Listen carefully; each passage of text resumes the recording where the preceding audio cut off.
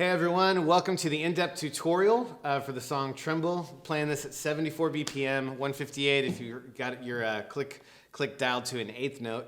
Typically we'd say lock your click to your right hand, but in this case the right hand on the groove is doing a lot of 16th notes. So I'm going to walk you through kind of the thesis behind the groove and how to practice it, make sure that you can get ready for Sunday morning or whenever your church service is, and a couple of other nuances to the groove that really make it all about the subtleties and give it the flair that it needs.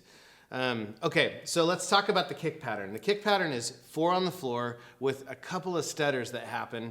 And one thing to always be careful of as a drummer when doing 4 on the floor and having the snare and kick hit at the same time is to not flam those things. So here's the groove. I'm going to play it with the hi-hats doing 16th notes.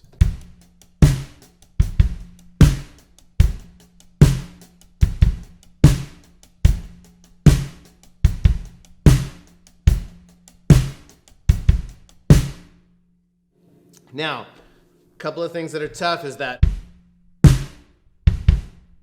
right, that whole thing can get kind of shaky until you practice it and get your foot and hand locked in together. The other thing is, it's not just a flat, unaccented 16th note that I'm doing with my right hand. It's actually accents on like the top of the quarter, so.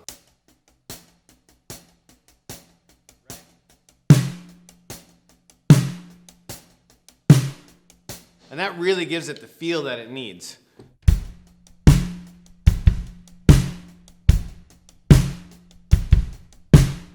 Another thing that happens in this song that's kind of trick is this kind of accent where you hit the snare and pop open your hi-hat cymbals and close them really quickly.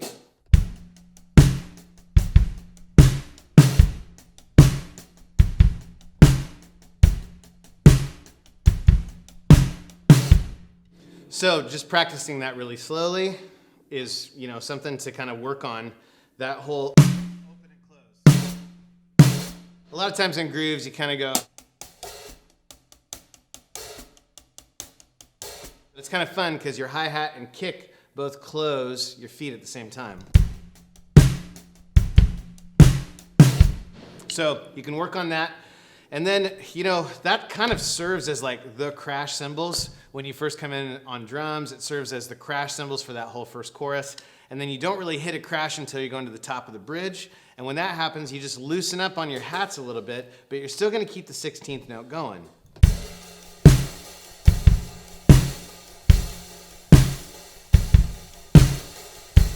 So listen for that and watch that in the play along as well.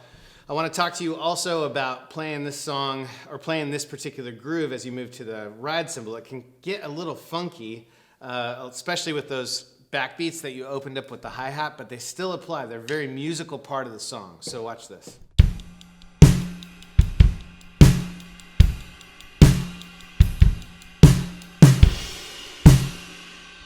So what we'll do on those parts is instead of closing the hi-hat, we open it up with a crash cymbal.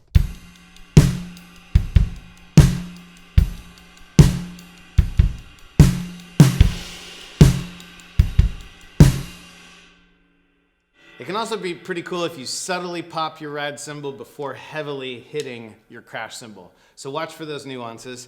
Probably the last thing to really kind of understand about how to get from bridge to that final chorus is this 4-stage build that happens. The first stage of it is just 4 on the floor on your kick drum.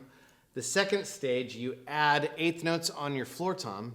The third stage, without bringing in a cymbal at all, third stage is you just add your snare drum on eighth notes while your kick stays on quarters, and your fourth stage is kick on eighths, snare on eighths, and floor tom on eighths. And to introduce that final stage, I'll typically go around the drums and give a pop on the snare and cymbal and kind of create some high-end excitement before that low-end push really happens. So let me play that for you.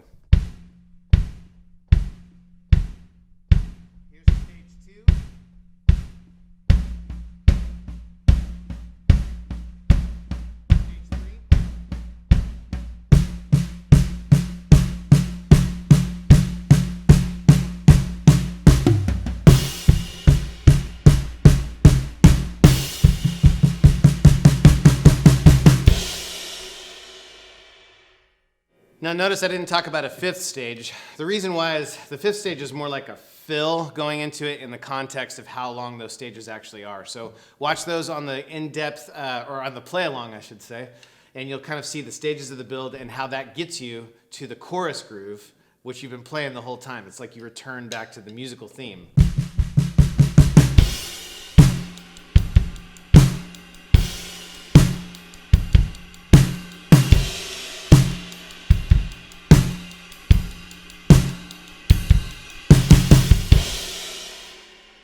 Now that last thing that I did is kind of a fun trick in the Worship Solutions version of the song, where we kind of at the top of the turnaround on the chorus do this triple hit on snare and cymbals.